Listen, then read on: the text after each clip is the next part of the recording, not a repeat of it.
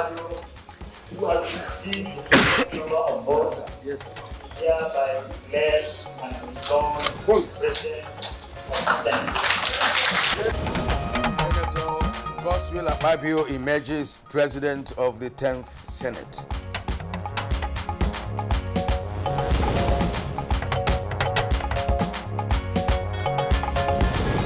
Member-elect Tajuddin Abbas, 353 votes.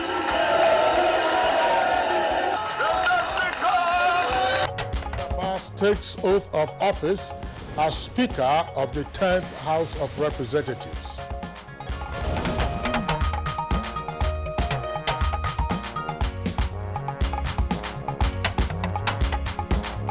Every Nigerian thought there was going to be political brouhaha here, electoral brouhaha in the Senate chamber, would be so disappointed. Reactions trail new Senate leadership.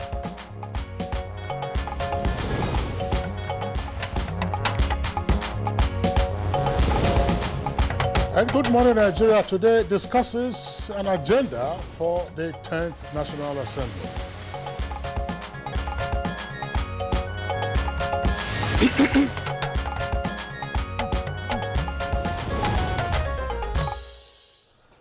The 10th National Assembly was inaugurated yesterday with Senator Godswill Akpabio emerging as President of the Senate and Senator Jibrin Barau as Deputy Senate President. Senator Akpabio emerged winner after being elected with 63 votes, the highest number as against 46 for Senator Abdulaziz Yari.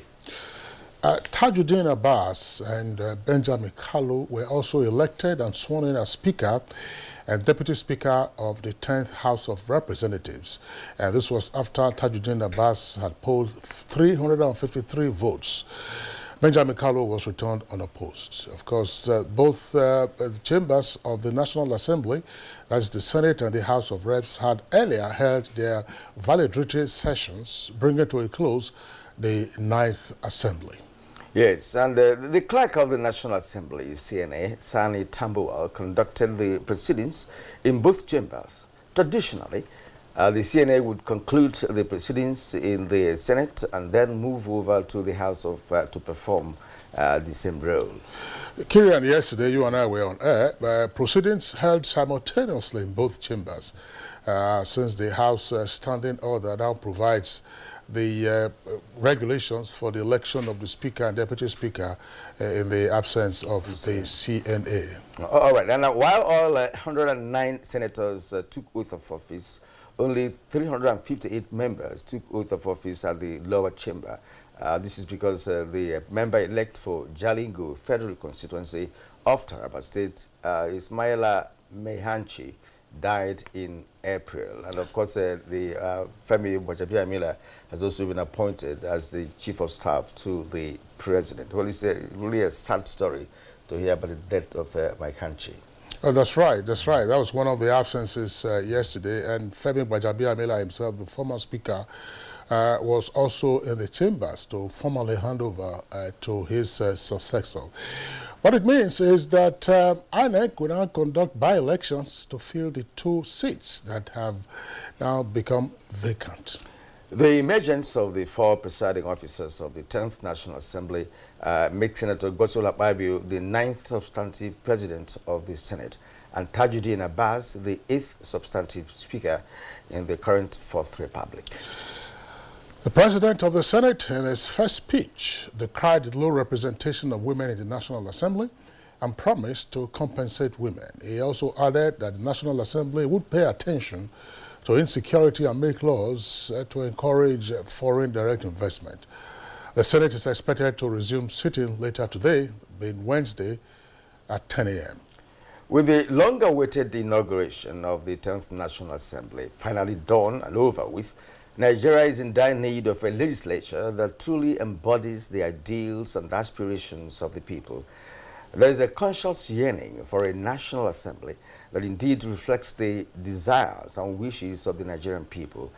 And the big question is, what is the need for the people, especially the already impoverished masses?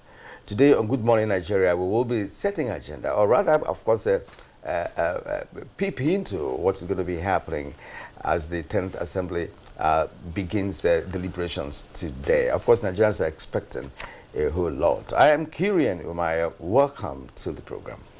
And I'm Kingsley Osadolo. I joined my colleague Kirian to also welcome you to another edition of Good Morning Nigeria this Wednesday morning. Of course, the weather is clement this morning, but it rained cats and dogs in parts of the lovely capital city of Abuja. We're live, as always, on the network service of the NTA, and our complimentary segments in the course of the program, including newspaper review, business, and others, will follow. For now, here is Dennis Adegunloye, who has the highlights of the morning news. Morning, Dennis. Good morning, Kingsley and Kirian. Good morning, Nigerians. Here is the morning news. Former President Goodluck Jonathan has visited President Bola Tinubu at the State House. The meeting between the former and present leaders took less than 15 minutes. Goodluck Jonathan is the first former president to visit the incumbents in office. I came to brief the president about some continental and subcontinental bodies. No, I'm the ECOWAS mediator for Mali, and I'm the chair of the West African Elders Forum. So there are certain issues bordering on the continent and the sub-region that I discussed with various presidents. President Bola Tinubu says his administration will invest more and ensure stability and development in the education sector as part of ways to eradicate poverty in the country. The president renewed this commitment as he received the leadership of the National Association of Nigerian Students. Former governor of Akwa Ibom State and senator representing Akwa Ibom Northwest Senatorial District of Akwa Ibom State, Senator Godswill Akpabio, has emerged president of the 10th Senate and the 15th indigenous presidents of the Nigerian Senate. He pooled 63 votes to defeat his rival, former governor of Zamfara State, Abdulaziz Yari, who got 46 votes. Godswill Akpabio, who has received the highest number of votes, hereby declared and become president of the Senate. Meanwhile, Secretary to the Government of the Federation, governors and senators of the Federal Republic of Nigeria have been reacting to the outcome of the election to the leadership of the Senate.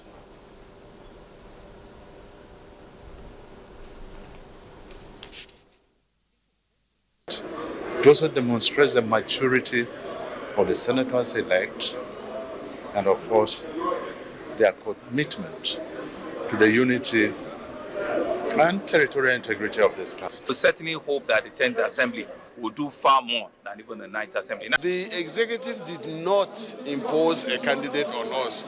If it were in position, there wouldn't have been election.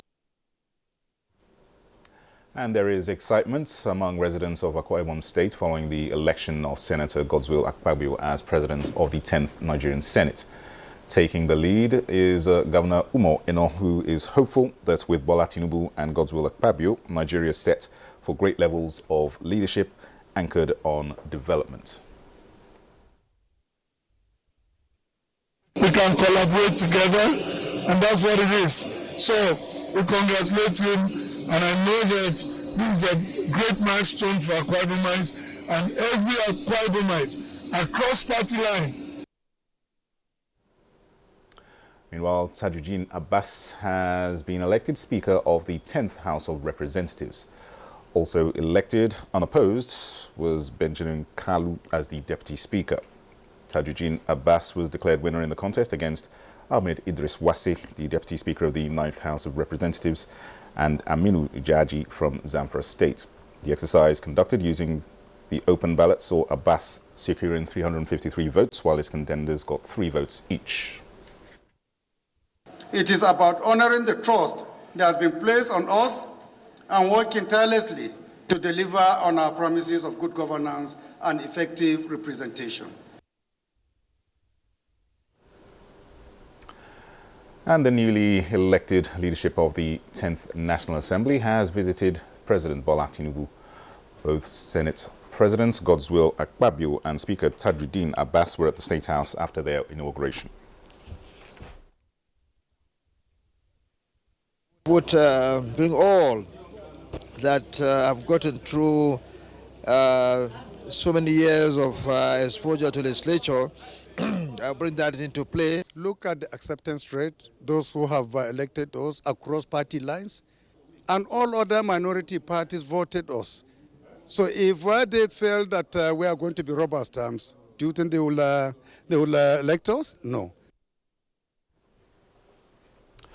In his continued push to prove allegations of electoral fraud in the conduct of the February 25th, 2023 presidential election, presidential candidate of the Labour Party, Peter Obi, has continued with tendering of certified true copies of documents obtained from the Independent National Electoral Commission, INEC, before the Presidential Election Petition Court, just as presidential candidate of the PDP, Atiku Abubakar, tendered some electronic documents.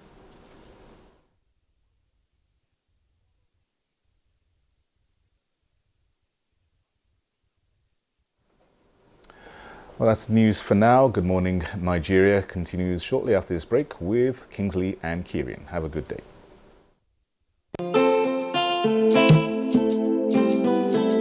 Nigeria means unity. Nigeria means freedom to me. Nigeria means greatness to me. Nigeria is indivisible. There is nothing you can do. We all have to savage it together and learn to love each other. We are indivisible. As a mother and a leader, I will always preach for peace and unity in this country, because that is the only thing that will give us progress. Though tribes and tongues may differ, brotherhood will stand, and it is the woman that does that.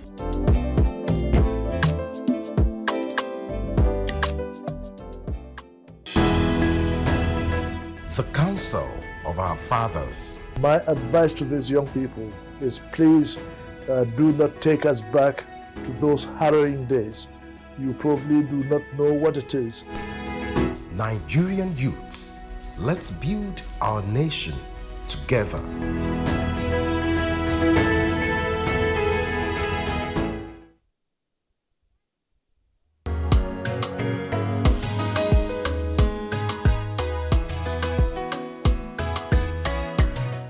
Whether from the winding creeks of Niger Delta, the vastness of northern Savannah, the boardroom of Lagos, the building bustling capital of Abuja, as busy market of Onitsha.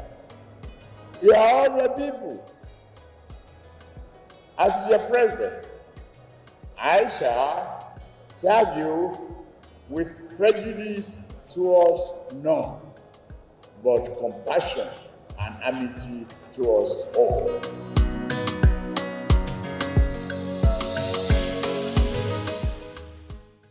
Your skill is key to your professional growth in the competitive broadcast media industry. Take advantage of the following programs specially packaged by NTA Television College Jos to upgrade your skill. Marketing in the era of digital broadcast. Date 13th June to 23rd June 2023, 2 weeks. Drama Production Workshop. Date 3rd July to 21st July 2023, 3 weeks. Intermediate Online News Reporting Skills. Date 24th July to 11th August 2023, 3 weeks. The course fee for the 2-week course is 120,000 Naira, while the fee for the 3-week course is 150,000 Naira only. Accommodation inclusive. All courses will hold at NTA Television College near Old Government House, Rayfield, Jos. For further inquiries, please call 0803-079-5335 or 0806-980-9807. NTA Television College, Jos. Training you to be the best you want to be. Registrar Announcer.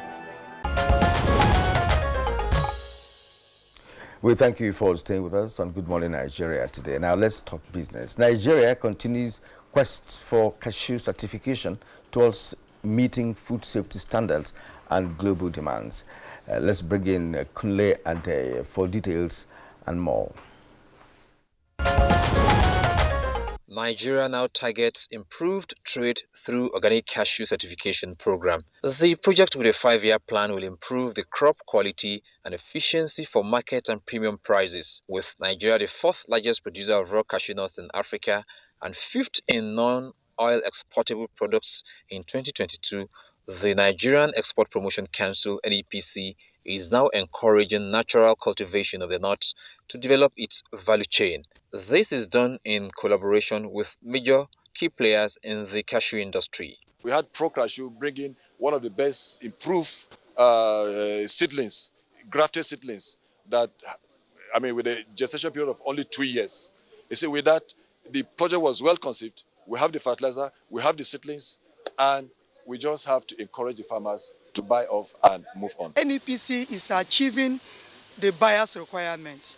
In addition to that, our exporter will be selling at a premium, because if the normal cashew kernels sell at $2 a kilo, organic sell at $15 a kilo.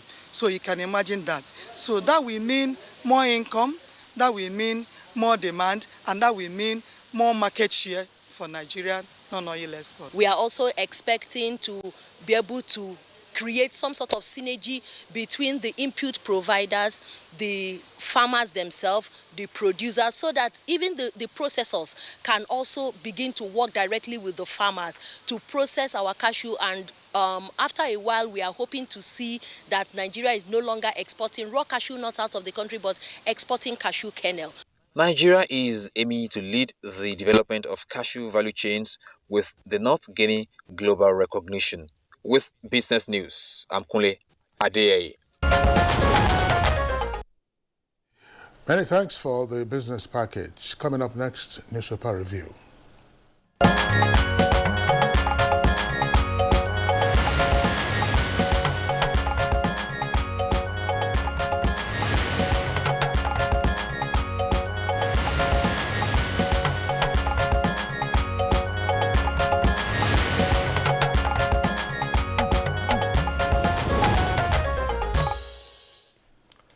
All right, we have Chukwudi Okoli-Waja, as always, with us this morning. Chukwudi, it's good to see you again.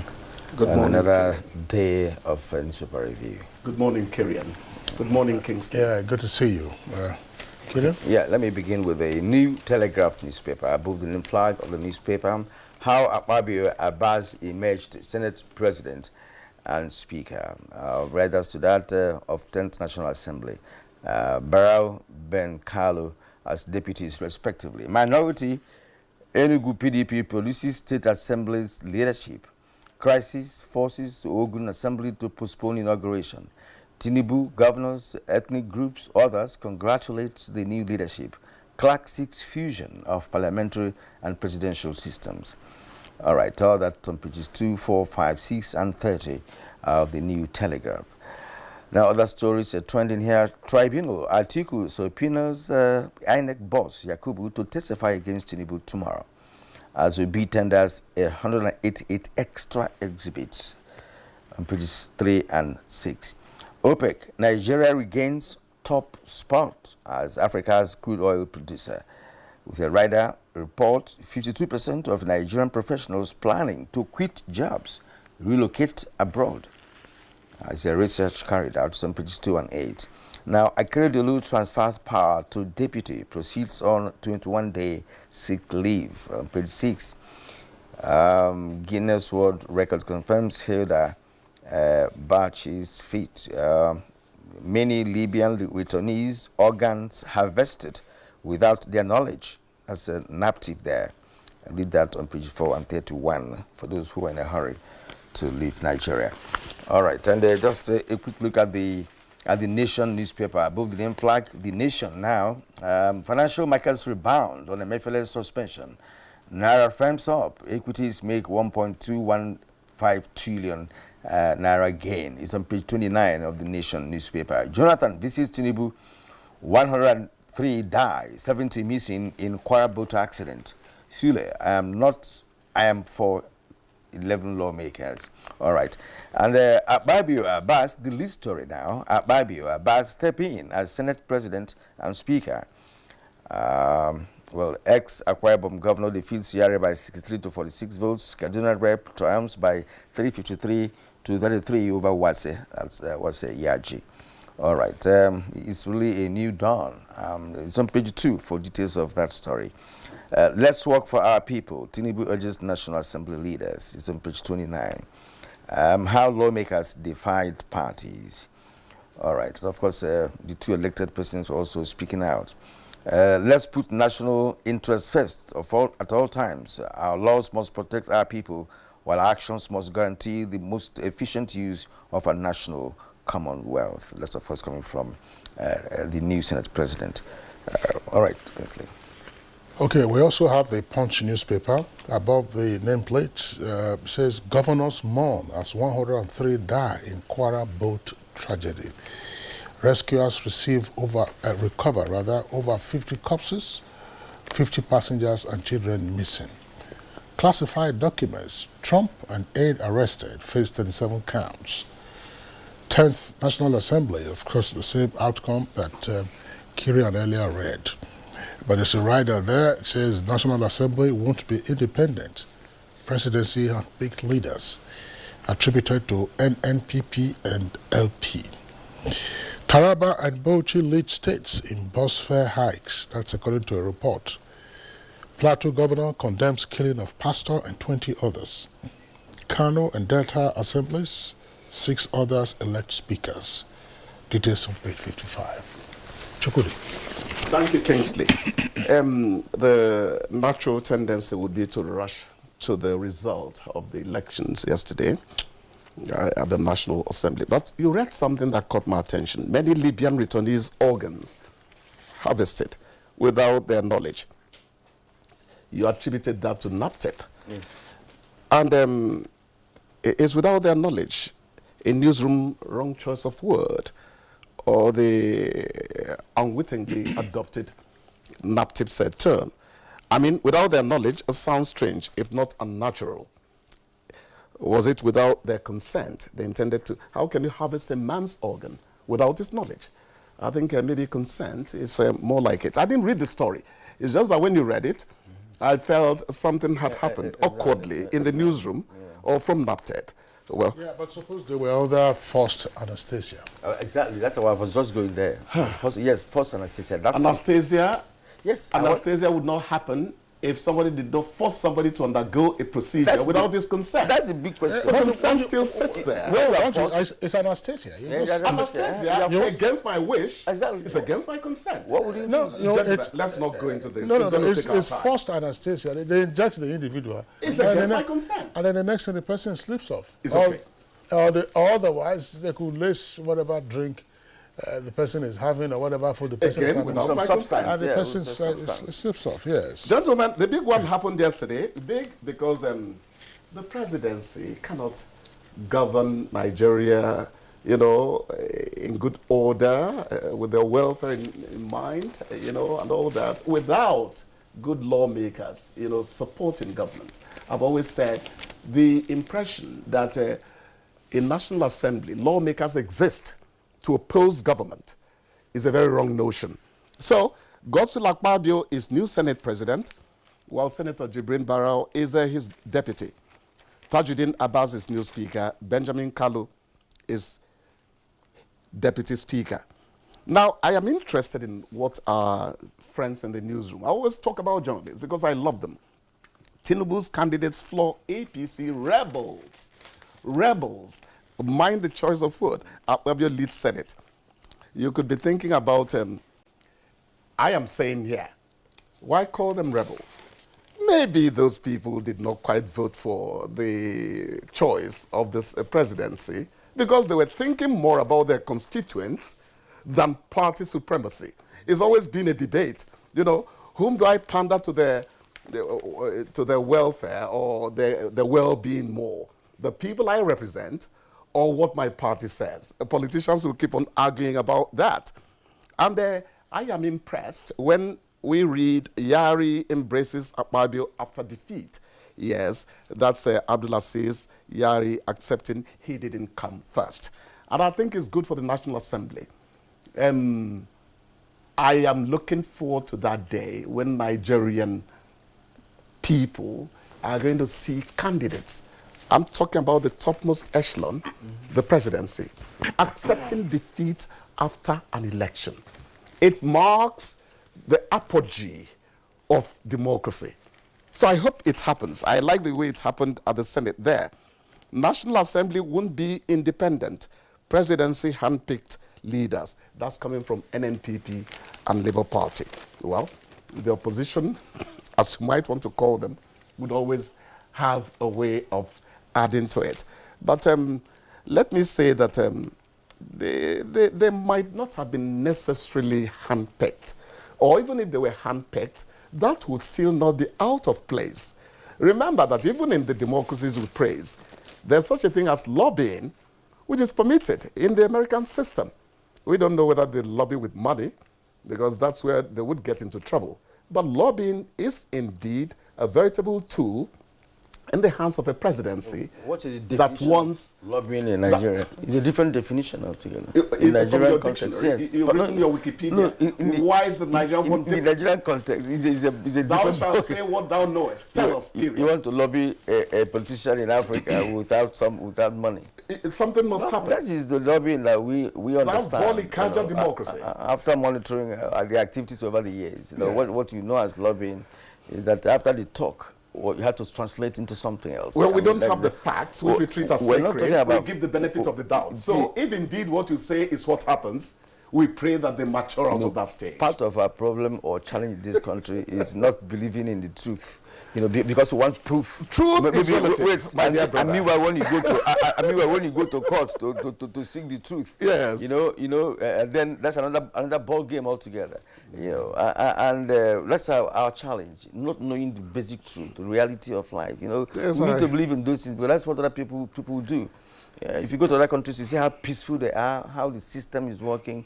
But I always want to truncate the system, truncate any policy. I understand you. That's the problem that we have. In all aspects, actually, to be factual, Nigeria is work in progress, whatever aspect of life you look at. Because you can see that the things that tend to make this country not work arise from attitude. It's not government policy. It's not. It's individual persons' attitudes. I see you, I begin to treat you as if you're an alien from the moon and all that. You have 2 ears, I have 2 ears. You have one mouth, I have one mouth. The things that unite us were created by God. Yes. The things that disunite us were created by us. That's what I think. I think you are right there. I mean, we create this. In the Nigerian palace, we have a Niger way. We call it Niger. I hate to listen to that. Exactly, because, that has taken over. I mean, I hate it. Go to social media. It's always a Nigerian way of doing something. And that is the attitude you are talking about. So why would you have, we're global, we're part of the globe, and the next thing you see that what works somewhere will not work here. It's our attitude, and that's why we keep saying. We keep saying this because, we can't stop talking in this direction, because a society that does not realize its errors, we never plan for the future. And, yes. and that's why this whole thing lingers, it lingers on and on and on. And when you say something will be better today, in the next 2-3 years, nothing gets better, and people keep sacrificing and repeating things and all of that. So that's part of our issue. Gentlemen, we wish the 10th Assembly good luck. Let's say a mournful one here, funereal really. Governors mourn as 103 die in Kwara Belt tragedy. And you say again, just the other day we were talking about the roads, and we said, is it the potholes? Is it carelessness on the part of the drivers? Is it FRC relaxing? Are they resting on their oars when they should forever be relentless in terms of reining in, poor attitude on the road? This is actually about watercraft, And the really tragic thing about it, no death is good. But when you're talking about wedding guests, a father and his 4 children part of it, that's almost closing a family. What could have happened, gentlemen? Is the boat overloaded? That's a big question. I didn't read the details of it, but just before I got in, it caught my attention, and I felt it is something that we need to pop up again. Because these are lives. We'll pop it up, and my perspective, I read the stories I read the stories yesterday online, and My disappointment is with the way Nigeria and Nigerians react to tragedies of this nature. Kingsley, thank you. And in particular, the media. I'm happy the Punch has promoted the story on the front page. Front page. The Nation also has it on its front page, but the details are still sketchy. Exactly when the accident occurred is not clear. The Punch doesn't state it, but the Nation says the accident occurred around 3 a.m. yesterday, which was Tuesday. But when you say governors mourn, it is only 2 governors that are mourning. The governor of Kwara State, yes, because the accident, the victims were from Patigi, Patigi, and they went for this wedding ceremony in Niger State. So it is the governors of Niger and Kwara that are mourning. And you have to ask yourself, where in the world would 103 persons die, and you say there is no funeral atmosphere in that country? Let's be realistic. That's it. We're talking about 103 bodies. If we brag that we are 200 million Nigerians, we are now 200 million Nigerians, fewer than 103. And unfortunately, this story will be kept off the front pages of other media. It will be part of public conversation. And 2 things. I read also from one of the reports that the area manager of Niwa was interviewed, and he said probably it was the issue of overloading. It was speculating. I believe and I hope that Niwa will get straight into this matter as part of investigation. Yes. I also hope that the humanitarian affairs and disaster management will also be part of this. Because yes, the disaster has occurred, but there are families that are in mourning right now. They would need social support or psychosocial support. They are in trauma. It is not in all cases that you'll be carrying relief materials when floods whisk people away, fire breaks out in the market. This is a national disaster. And don't forget, this inland waterway sometimes can be very dangerous. I think a couple of years ago, there was also a boat accident. I don't know, Kira, if you and I would have said, in Niger. There were passengers who were traveling, by water, and then suddenly they had an accident. Scores of them died. So we have to focus on things like this. And from time to time, you just find when people just say, "Oh, these water people, their rafts, are not seaworthy or river worthy. They overload them."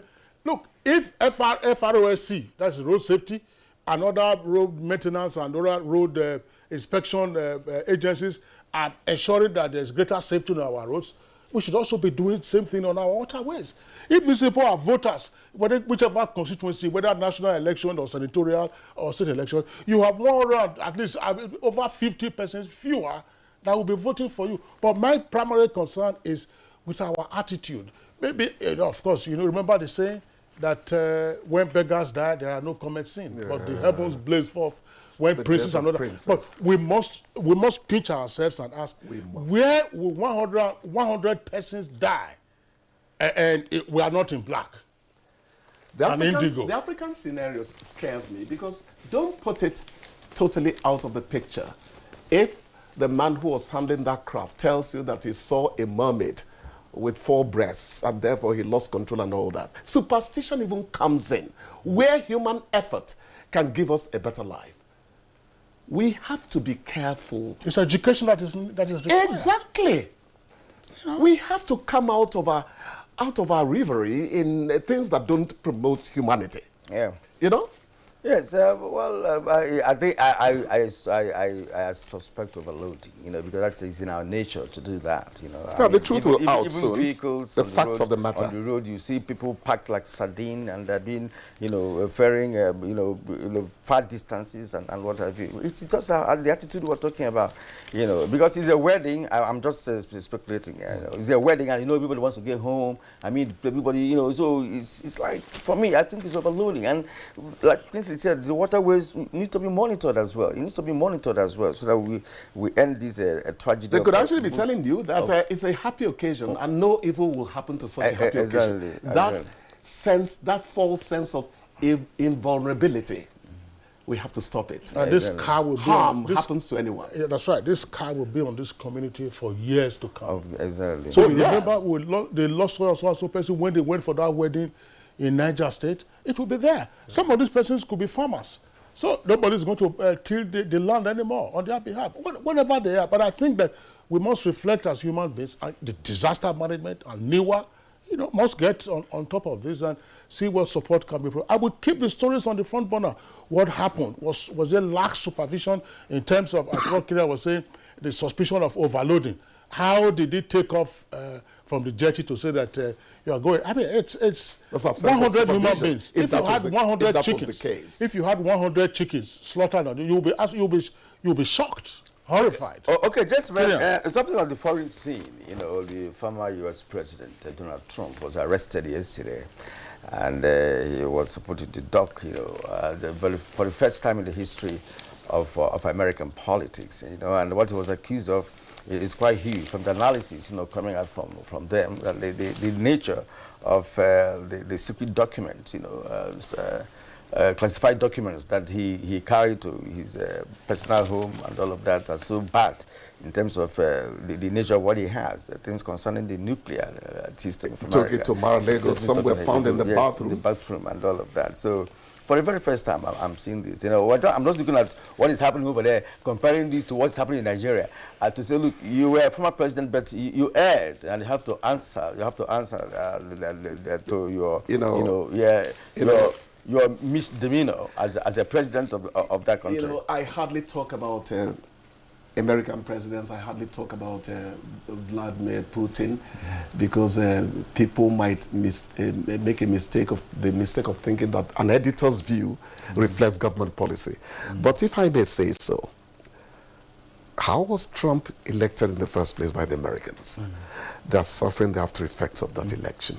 It's as simple as that. I mean, I just saw an upstart, and I said, hey, I wrote on Facebook, Trump's not a Trump card. I remember that. That's what I wrote. It's been happening series by series, and it will happen more. Just watch out. Yes, the way he even handled it, because from the courtroom, he went straight to a fundraiser. And of course, he started by blaming the current Biden. He has this devil-may-care attitude of orchestrating what is happening to him. But he forgot what happened on January 6th, at the Capitol Hills. He forgotten that, and the rest of denials and bad documentations of taxes and what have you. There's a whole lot. 37 of them, 37 count charge. Well, Trump is an unusual man. He was an unusual president. He used the word unusual. Exactly. We'll see how things pan out at the U.S. Gentlemen, I think we'll call it time for our newspaper review segment. You're watching Good Morning Nigeria on the network service of the Nigerian Television Authority. We'll take a short break now. When we return, we'll get ahead with our principal item for discussion this morning.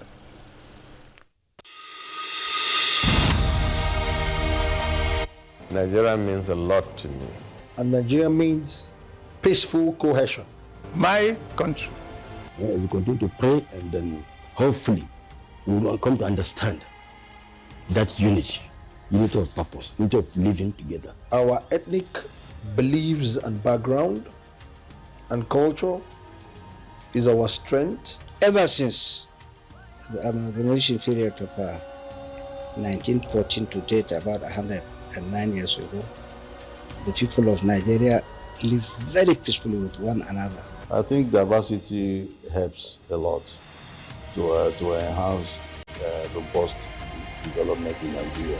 All over the country, you have so many ethnic groups, over 250.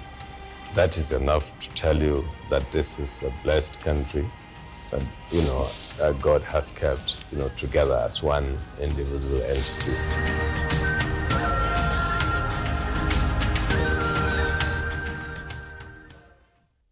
Your skill is key to your professional growth in the competitive broadcast media industry. Take advantage of the following programs specially packaged by NTA Television College Jos to upgrade your skill. Marketing in the era of digital broadcast. Date 13th June to 23rd June 2023, 2 weeks. Drama Production Workshop. Date 3rd July to 21st July 2023, 3 weeks. Intermediate Online News Reporting Skills. Date 24th July to 11th August 2023, 3 weeks. The course fee for the 2-week course is 120,000 Naira, while the fee for the 3-week course is 150,000 Naira only.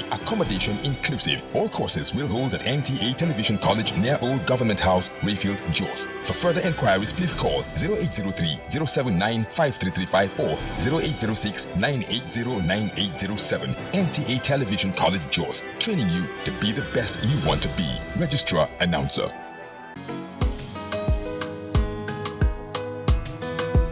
My victory does not render me any more Nigerian than my opponent,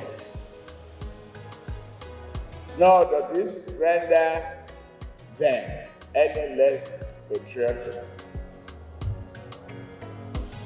They shall forever be my fellow compatriots, and I will treat them as such. They represent important constituencies and concerns that wisdom dare not still know.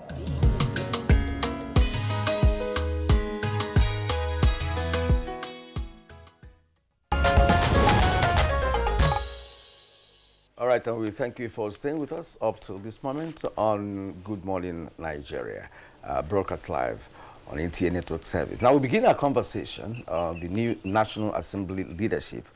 Let's now take this background report put together by Joseph Oten.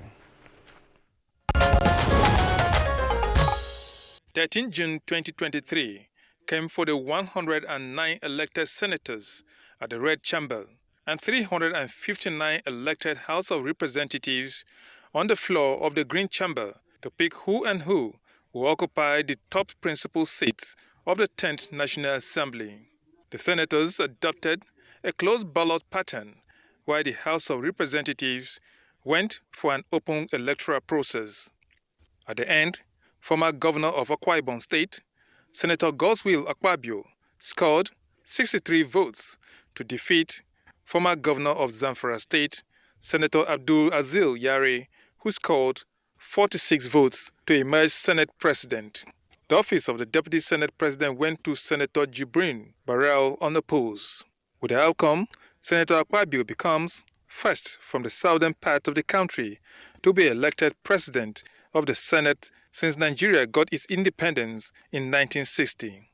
At the Green Chamber, member elected Tajuddin Abbas as Speaker with 353 votes to defeat Idris Wase and Aminu Jaji, who pooled 3 votes each.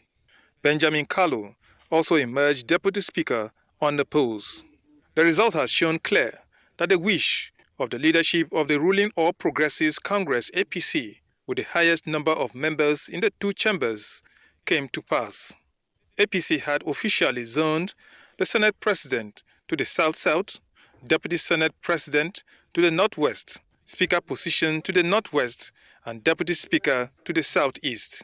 Some APC hopeful rejected the party's position and decided to galvanize support for other aspirants to run for the key positions. But with the electoral process and inauguration of the 10th National Assembly adjudged seamless and its leadership aligning the path of the ruling party decision, many political analysts believe the experience and directions provided by key political actors, including the contestants who were either former governors or have been in the Senate for a while, Chief of Staff to the President Femi Gbajabiamila, who spent over 20 years in the House, and the President Bola Tinubu, a former governor, senator, and astute politician, must have played key part in stabilizing the process and polity. Meanwhile, various state assemblies were also inaugurated across the country, with reports indicating peaceful and conducive transition. All seems set to hit the ground running as Nigerians look forward to the all-inclusive and dynamic government the new leadership of the 10th National Assembly promised to unveil. Guests on Good Morning Nigeria will share perspectives on the constitution of the leadership of the 10th National Assembly and the process that gave birth to it. Thank you very much, Joseph Osen, for that background. But just to make a slight correction to one of the claims made in that background. The new president of the Senate, Godswill Akpabio, is a former 2-term governor of Akwa Ibom. He was also a commissioner in Akwa Ibom, and he had been in the Senate where he was minority leader. But he is not the first to have been Senate President from what is now known as the South-South. During the Second Republic, Joseph Wyas was President of the Senate. Second Republic from 1979 until 1983. I wish not would like to welcome our guests to Good Morning Nigeria today. Of course, Jide Ojo, a regular on the program, is a public affairs analyst. Jide, we're glad to have you this morning. My pleasure. Good morning, Nigerians. All right, yes, we have Ignatius Nkwo, a correspondent who covers the National Assembly, Senate to be precise. He's here in our studio. Welcome, Ignatius. My pleasure, personally. All right, and from Sokoto studio is Professor Tanko Yaya of the Department of Political Science, Usman Danfodio University, Sokoto. It's a pleasure to have you join us this morning, Prof. Me, Kirian. All right, gentlemen, let's begin with our own correspondent, Ignatius Nkwo, with whom we interacted yesterday at the inauguration of the 10th National Assembly. Ignatius, one or two things that still appeared unclear to many outsiders were, in the course of our interaction with you yesterday, you did say that the inauguration or the sitting of the Senate and the House of Reps ultimately for the first time will be at 10 o'clock. But we saw that by after 8 proceedings were already on. What happened? Well, you see, like that is the one I was explaining to you. I was able to say that even as of that time, by 7, some minutes past 7 o'clock that morning, the Senate chamber was half filled with senators, unlike what used to happen in the past. And usually, in the past, inauguration and an election of presiding officers starts from 10 o'clock. And then the standing orders of the Senate, the rule book, their sitting time starts by 10 o'clock. And then, but the Senate itself, yesterday, the proceedings started at about that 10 o'clock.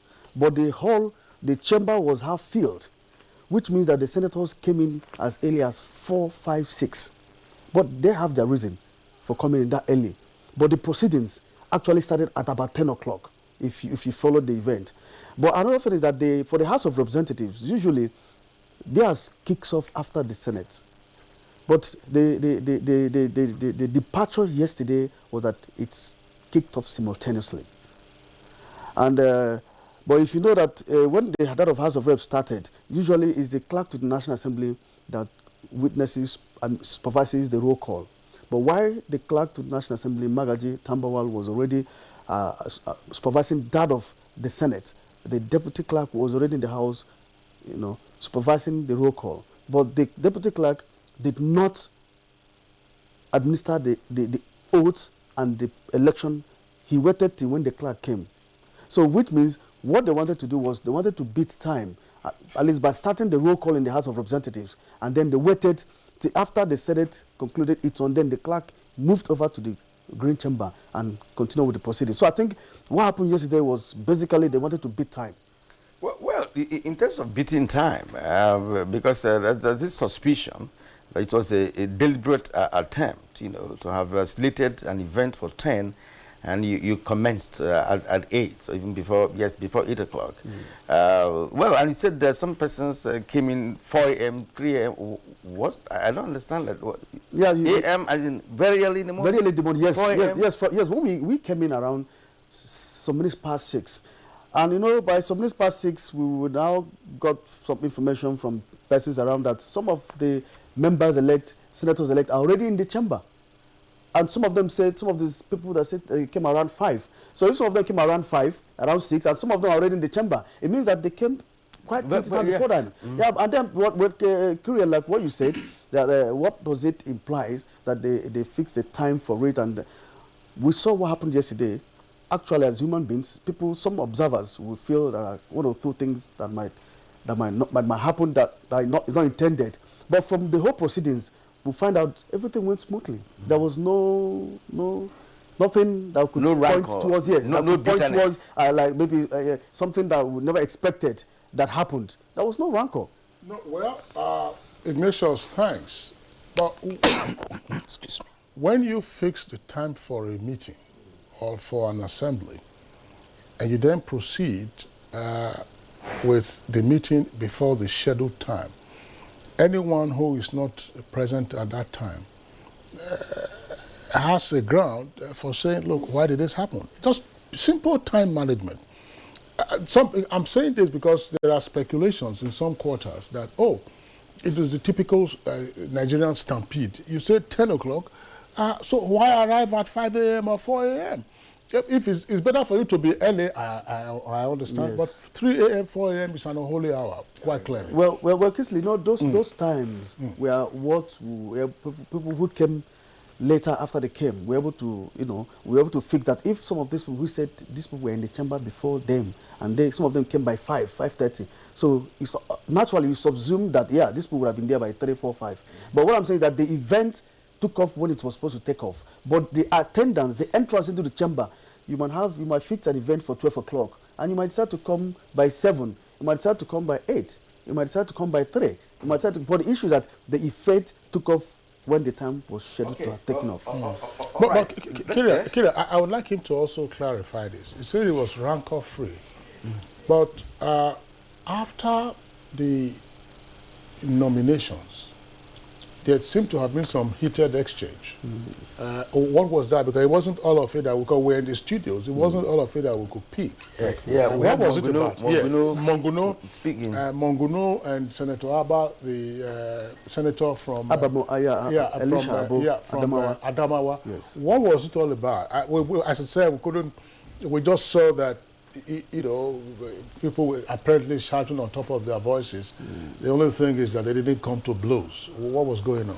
Well, that yesterday, after the nomination of those candidates that were to stand in as chair, Ali Ndume, the immediate past chairman on Senate Committee on Army, nominated Senator Gospel Akpabio to stand in as chairman. Now, Senator Elisha Abu from Adamawa State, that's the person you are referring to, now nominated Abdulaziz Yari to stand in as candidate. Now, the senator-elect then, Mohamed Monguno, he's the chief whip of the House of Representatives, but he was elected into the Senate. Now he moved the motion that their standing rule does not allow somebody who is not a returning senator, a former senator, to participate in the election. That is from his own wisdom. But then the clerk objected to it. And then there's something very significant that during election of presiding officers, no motion is entertained, no petition is entertained, no bill. The business of the day is election of presiding officers.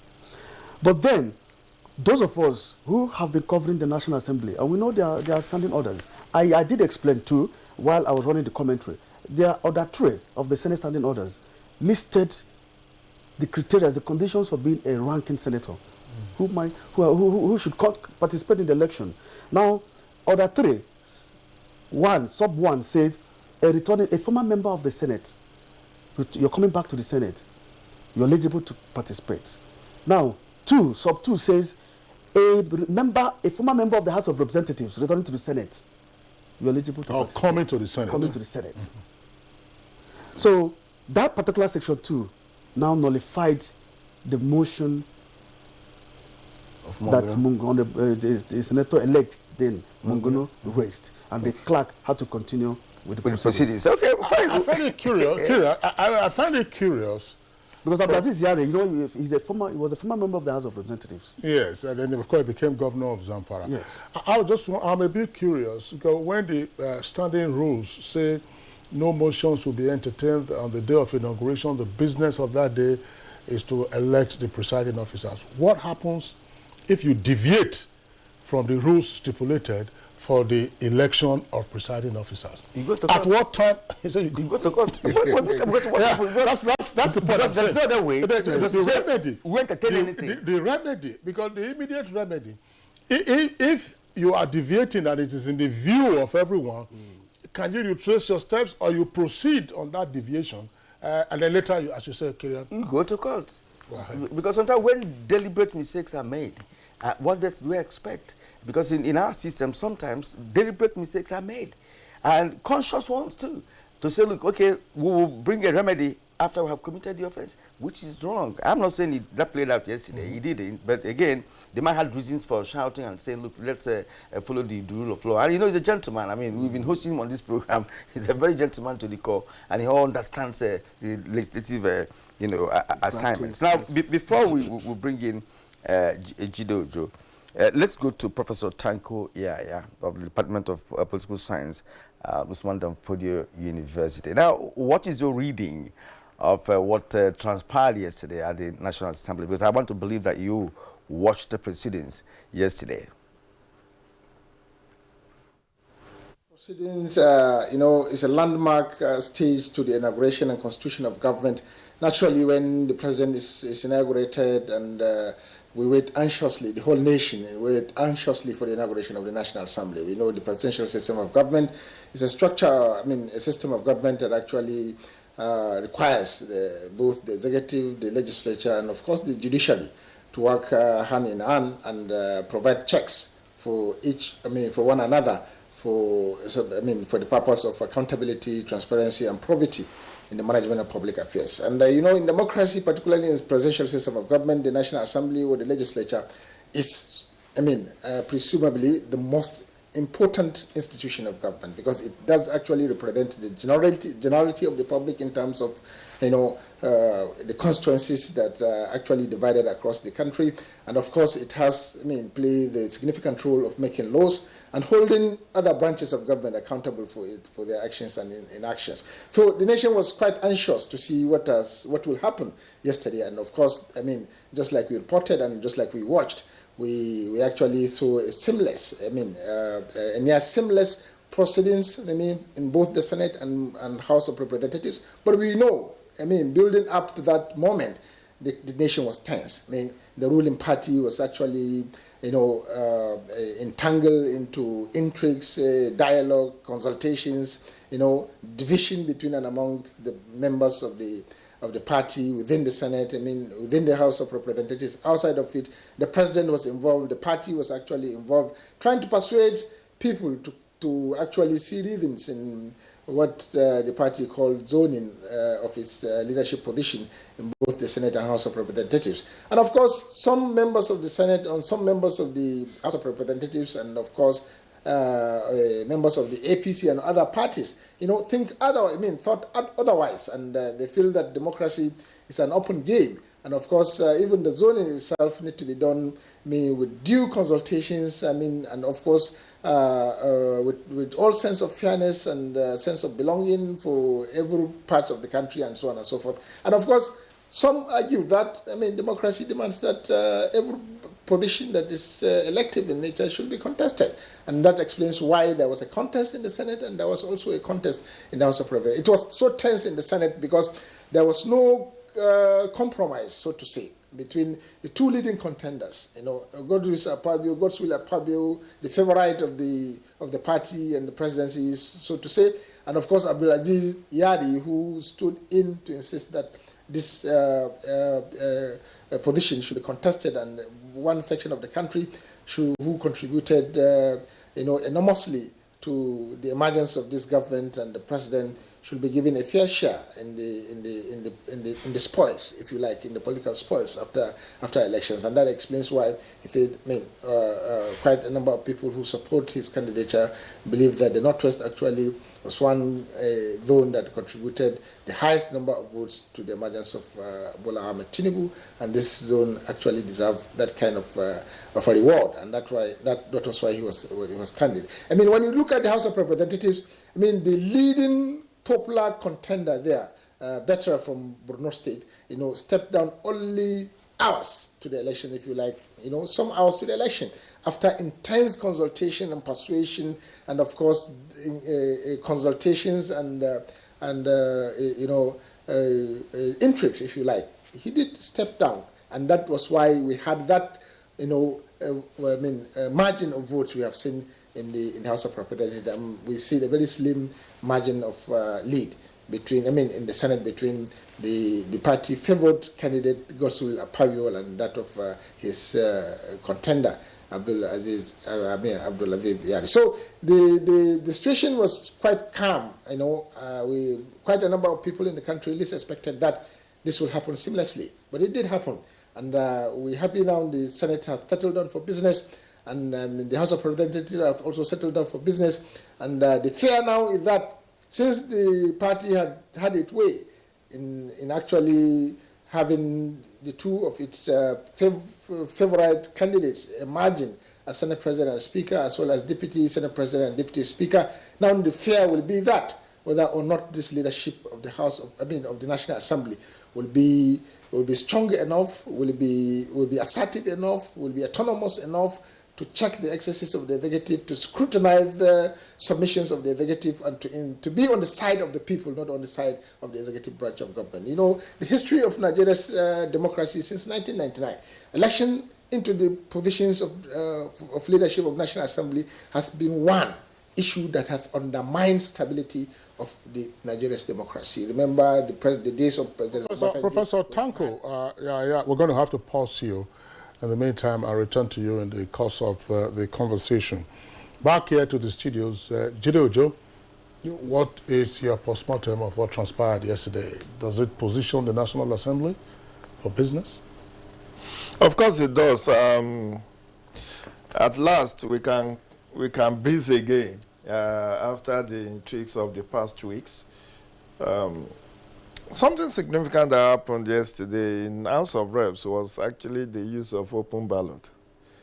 Unlike the Senate that decided to have secret ballot, everybody was answering their father's name in House of Reps. So you tell the public who you are voting.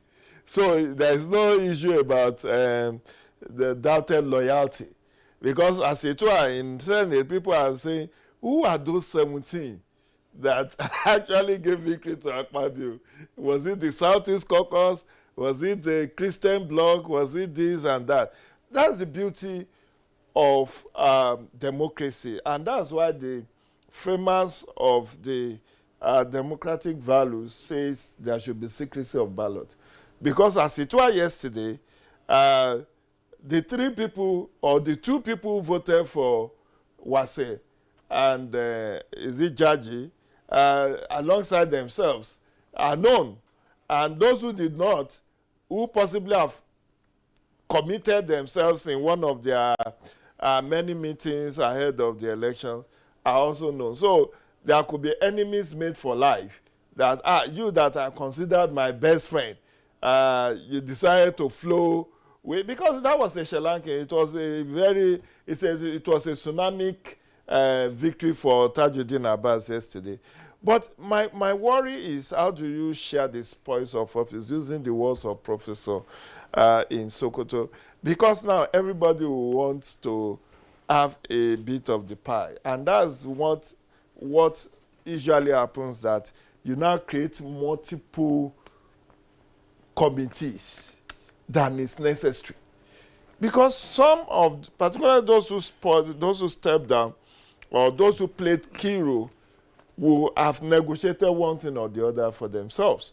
Who is going to be chairman of appropriation? Who is going to be chairman of Public Accounts Committee? Who is going to be chairman of Grade A committees, Grade B committees, Grade C committees? And we have seen situations in the past. We have people reject committee position that, what kind of committee are you giving me, given the enormous contributions I made? Because this election, Kyria and Kingsley, I don't know, it went beyond the Allo chamber. It was fought on the public space.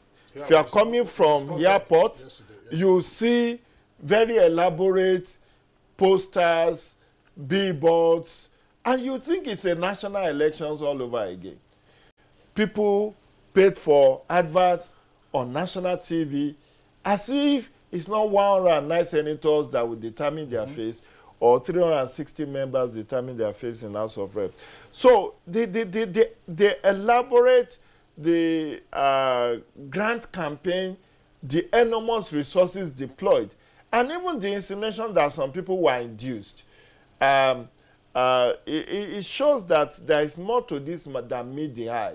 It's not so much about national interest as some of them will want to camouflage. It's about what is in need for me.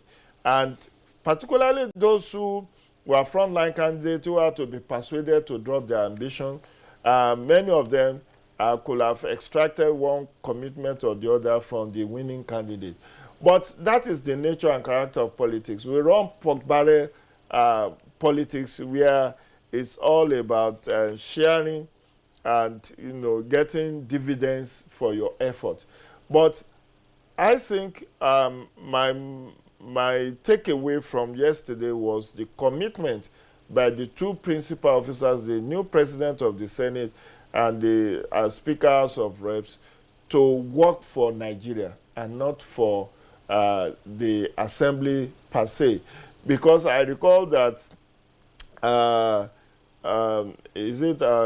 Wahab asked pointedly Dr. Tajuddin Abbas about the issue of rubber stamp Senate, the rubber stamp National Assembly, and he said, look, those who voted for him were across party lines. There are 8 political parties represented in the House of Reps, 7 in Senate, and the bulk of the votes, particularly for House of Reps, came from bipartisan support that they enjoy. So, issue of rubber stamp may not arise. But again, we know that being the preference of the president, being the preference of the party, and people will talk about party supremacy, issues about legalizing some illegalities, as we have seen with the 9th National Assembly, may also come up, because the reason why somebody will prefer to work with Kingsley and not with Kyria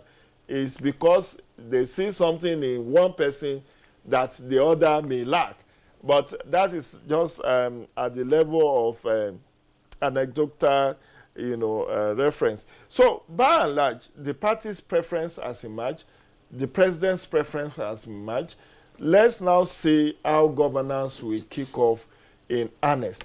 Because as it were now, Nigerians are waiting with bated breath about what will be the shape and color of the cabinet. The constitution has been altered, and it says that cabinet has to be formed within 60 days. Of course, the president is barely 2 weeks in office, so he still has plenty of time to come up with his cabinet. But I think most important concern Nigeria has about the National Assembly, which will make Nigeria to gaslight 10th National Assembly, is the issue of oversight. People say, oh, CBN governor ran like a sole administrator. But there is a board of CBN. There is a board of Central Bank of Nigeria.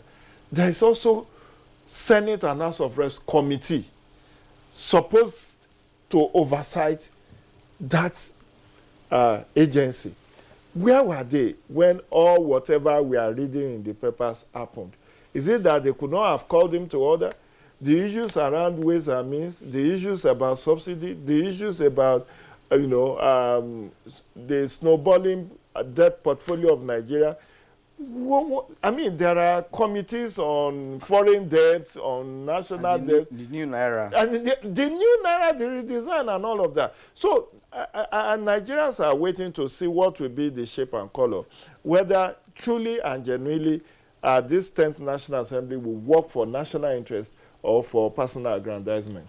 All right, we appreciate your submission this morning. You see, another session of hostility is also being expected because of this issue of a committee chair, that will go run across all sectors of our national life.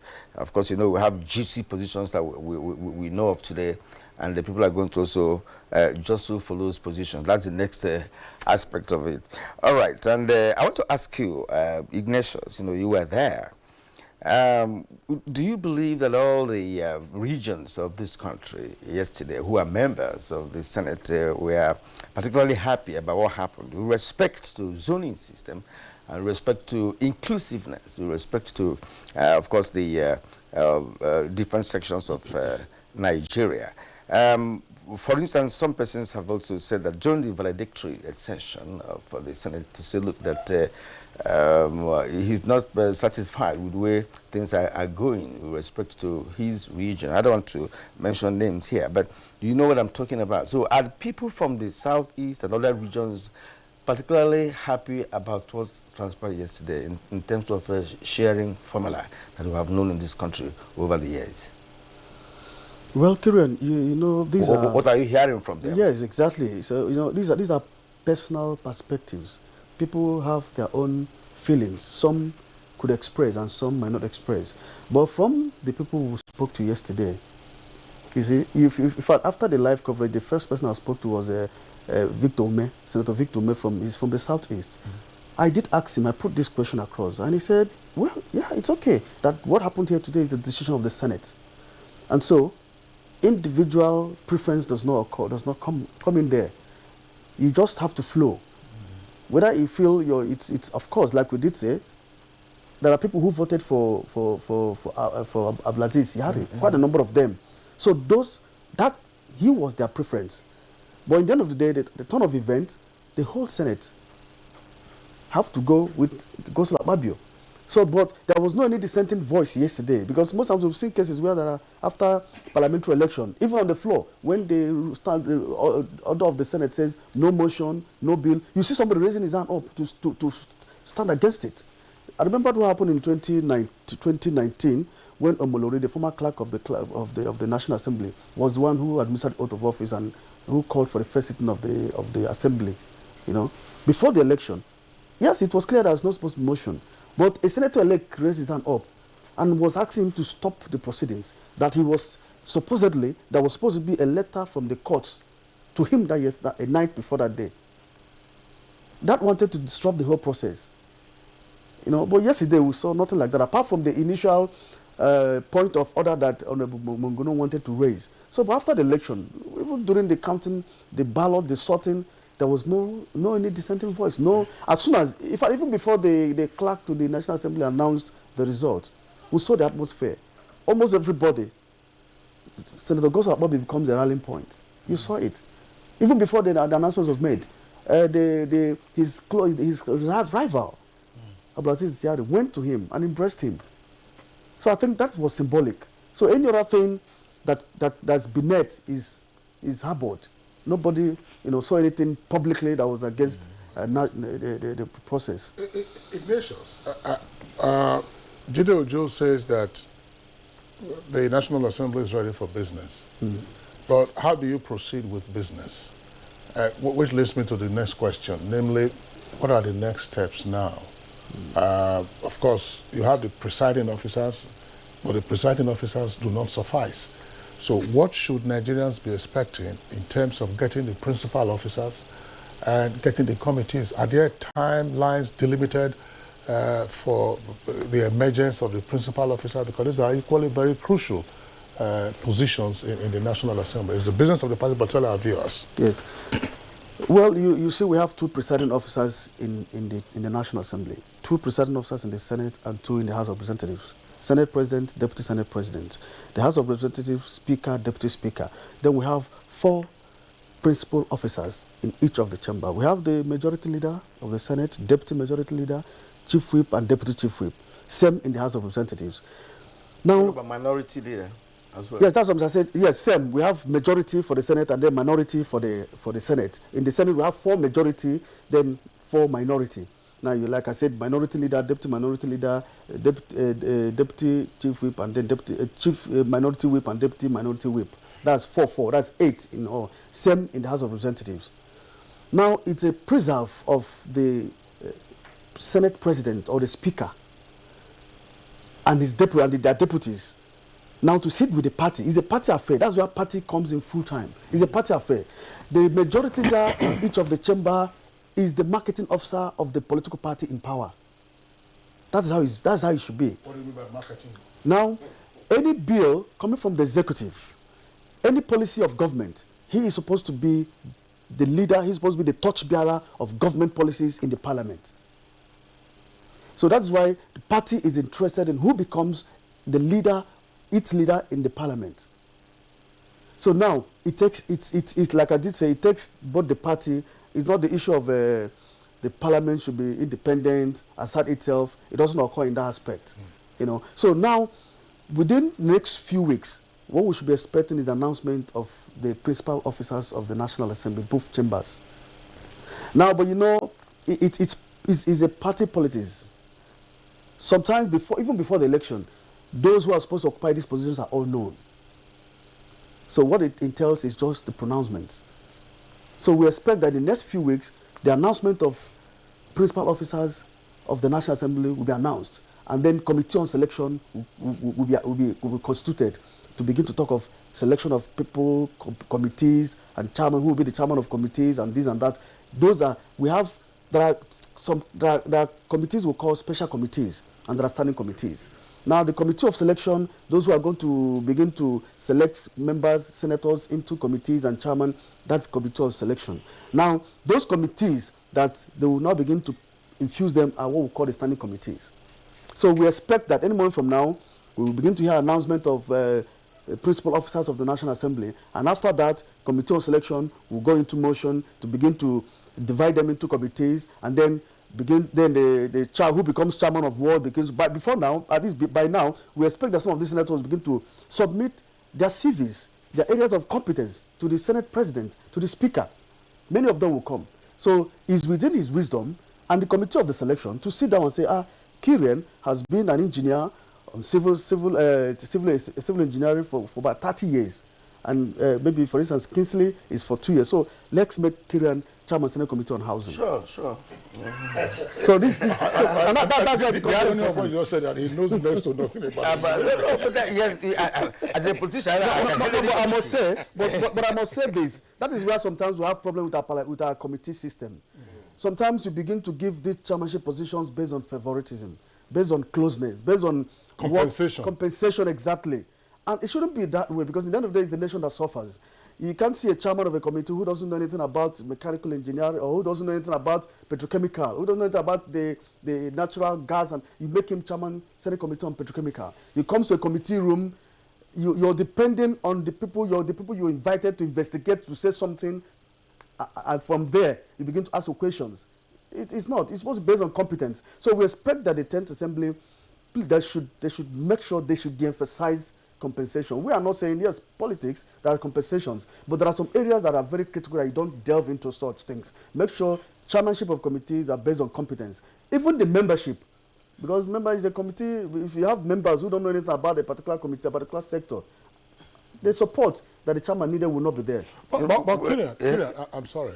Jide raised the prospect of a worrisome development, that when you have this broad spectrum support from your colleagues, whether in the House or in the Senate, for you to emerge as a presiding officer, the tendency for you to also pander to the compensatory imperative is there. And therefore, one of the ways to do this could be to create many more committees than are necessary. What's your reaction to that? Yes. At the time, we're talking about reducing the cost of governance. Yes, of course. In fact, in the 8th Assembly, the House of Representatives did increase their committee. The 9th Assembly, the Senate did increase 1 or 2. So I think maybe that was the reference point that Mr. Jidojo was trying to say. That's what happens. But when will you put a stop to this? If every presiding officer comes in and decides to increase by 3 or 4, another presiding officer comes in, decides to increase by 6 or 4. So it's ad infinitum. So when are we going to have, which means before our 16th assembly, we are going to have, like for instance, the Senate, we have more than 60 committees. Yes. So which means we are going to have about 100 committees in the Senate. And these are cost of governance. You are increasing cost of governance. We've been saying this, all along. And Jidojo captured it, firmly. Legalizing some illegalities, making things work, when they're not supposed to work. And these compensatory, tendencies that we're talking about. Somebody is not grounded in a particular sector, and you make him the chairman of that sector. Of course, they're going to get zero results, and that's what it means. And that's why, when politicians say that there are professional politicians, we keep questioning that. I say, I'm a politician. Of course, there's even some of them who are medical doctors can't even practice anymore. Some engineers can't practice anymore. With they focus all attention on politics, not necessarily what they went to school to study. And that is what plays out most of the time. That's why we're having these issues. You have covered National Assembly for a long time. You begin to see all some of those things. And I'm not sure you have political science background, but from the way you are talking, you have an implicit knowledge, of what transpires in the place and the errors and mistakes that are sometimes deliberately made, and so on. Now let's bring in Professor Tanko Yaya once more. You listened to our correspondent Ignatius Sonkwo, who has given us a good background into this conversation, if you like. And from what he pointed out, is what's going to take place from now on is a clear indication that if there is no shift or paradigm shift, if you like, from what used to be to what should be, then we may not be having a clear picture of the 10th Assembly that we're going to have. What's your take on this? It's normal, immediately after the election of the principal officers, the presiding officers, the Senate President and the Speaker and the deputies, the next line of action is to constitute committees, and not only that, perhaps to select other members of the principal officers of both the Senate and the House of Representatives. This is also another venture that is also very tense.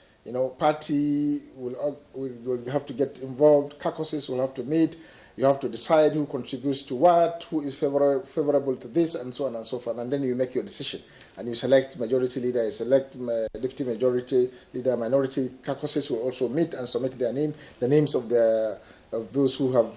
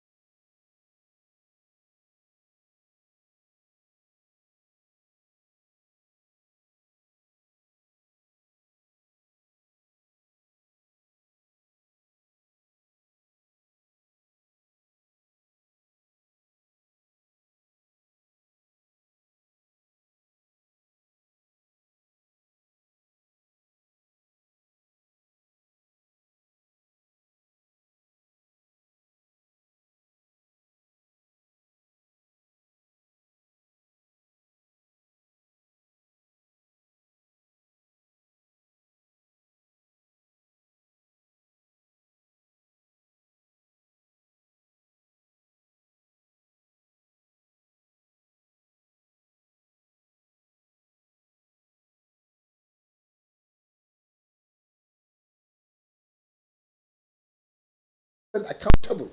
And the only concrete means through which the legislature, hold government accountable for its actions and inactions is through committee, activities. The committees are actually strategically established in line with MDAs of the executive branch of government. And you remember the legislature had the power of the purse, meaning appropriation.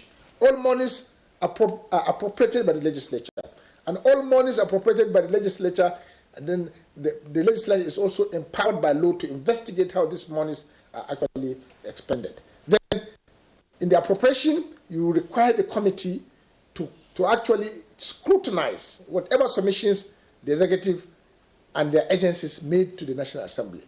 After appropriation is signed into law, you are also as an institution to keep tab with the executive as to how these monies appropriated, which becomes a law, are now expended. Then you have to follow up visits, invitations, inquiries, panels, and so on and so forth, to follow up with how much the legislature, the executive arm of government, and their agencies are actually implementing. This is directly affecting not only governance, livelihood and security of the nation, livelihood of the people, the welfare, peaceful coexistence, because all sectors of the economy and society are actually structured to function in form of ministries, departments, and agencies. And the legislature is also structured in an odd committee system to actually investigate, to monitor, to oversee how these MDAs, ministries, departments, and agencies function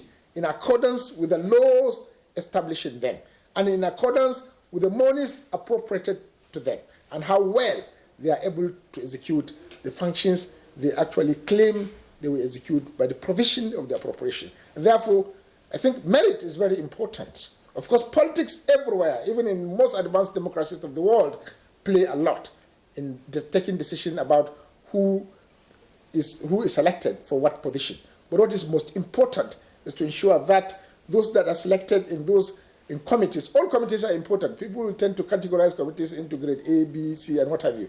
Everything about it is attributed to the personal benefits people, individual members derive from those committees that are categorized as A, B, and C. But all committees are equal because all committees are structured and established to actually perform functions in relation to value addition in governance. And therefore, whether you are a committee on NIWA, that is, from the news flash, I heard that we lost about 103 people in a mishap.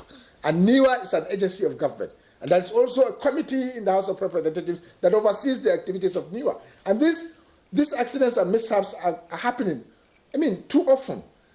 So are we saying that NIWA is not important? It's a grade C committee? It's a grade D committee? No.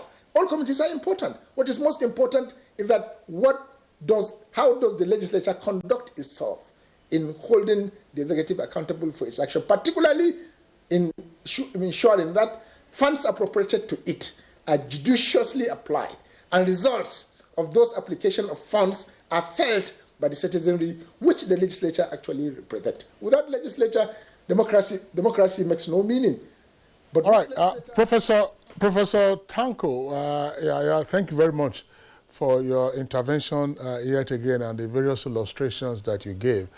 I want to come back to Jide Ojo in the studio. Jide, I want to raise this, but with a preface.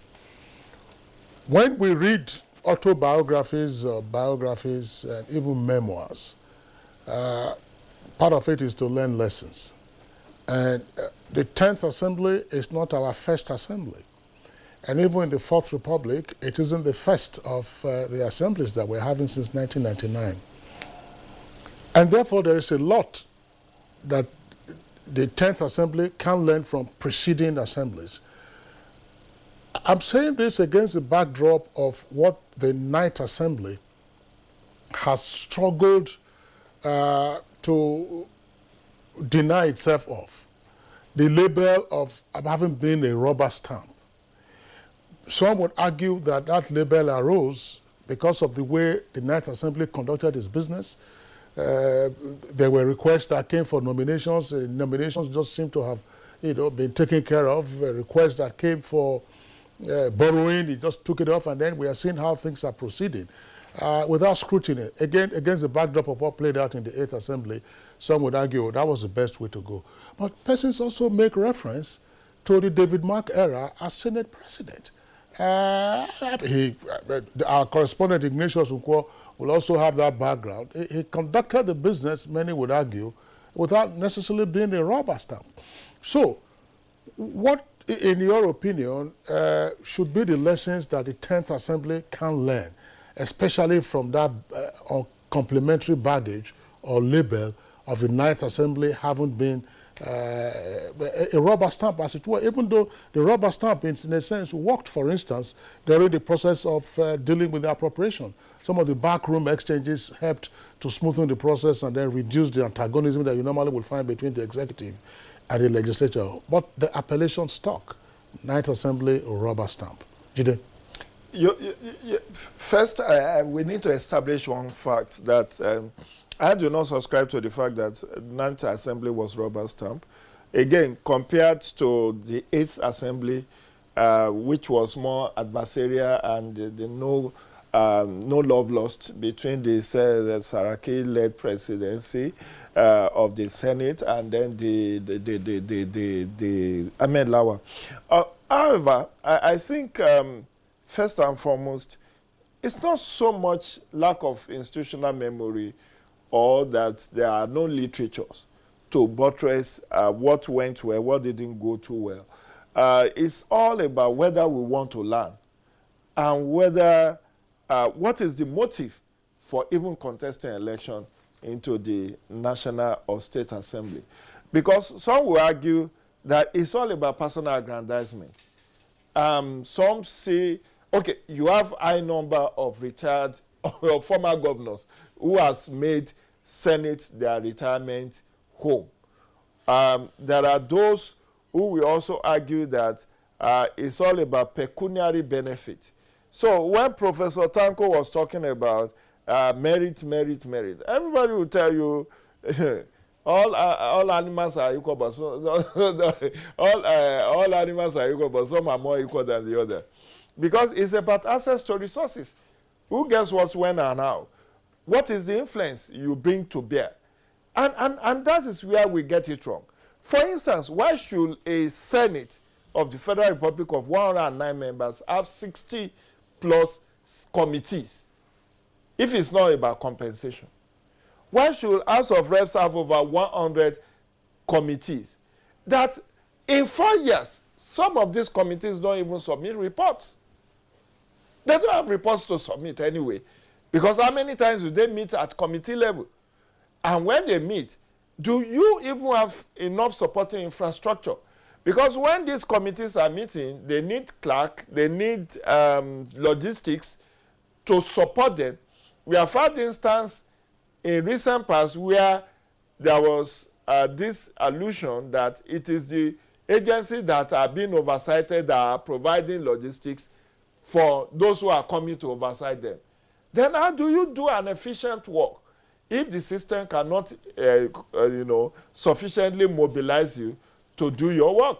So whether we like it or not, I support a collaborative and participatory approach to the relationship between executive and legislature than adversarial, because you want to assert your independence.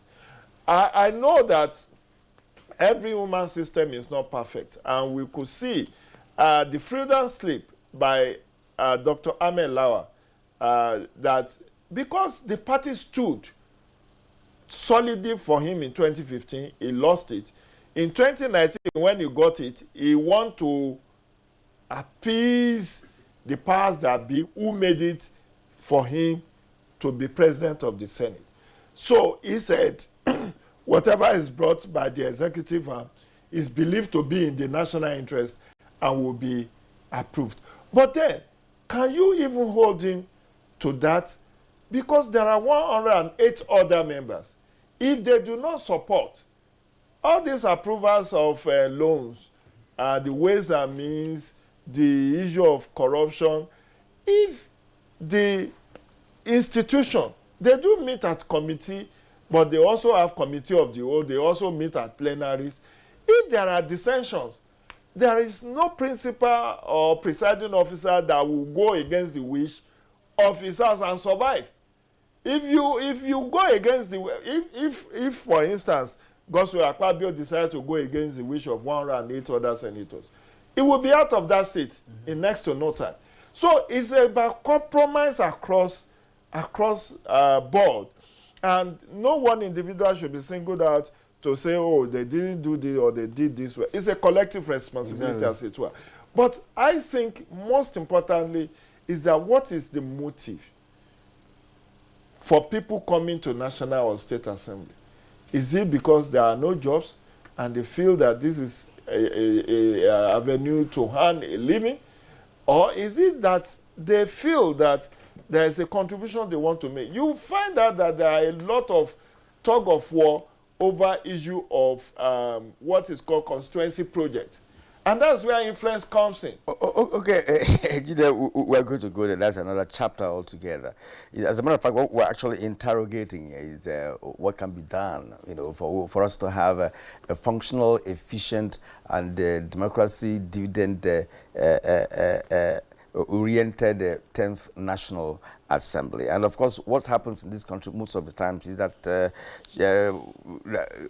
what divides us, is what people play up a lot, and it's very dangerous. And I was going to ask Ignatius about what is agreeable to members of the committee. Why is this jostling to be in committees?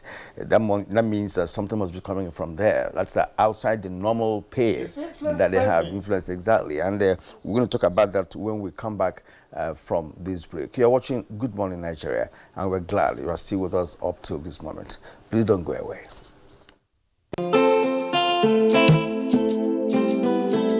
Nigeria means unity.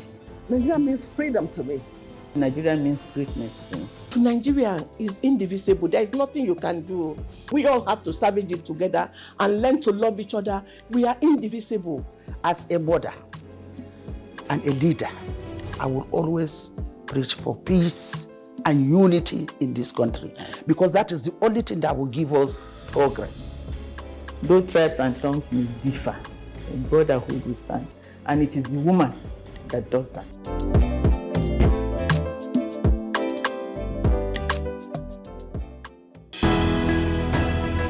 The counsel of our fathers. I will urge and advise our younger generation to use talent and brain to sort out problems, not arms.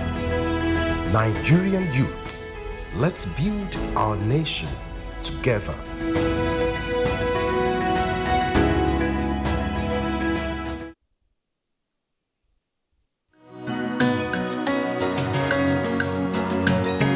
Our administration will govern you only on your behalf, but never rule over you. We shall consult and dialogue, but never dictate. We shall reach out to all, but never put down a single person for holding views contrary to our own.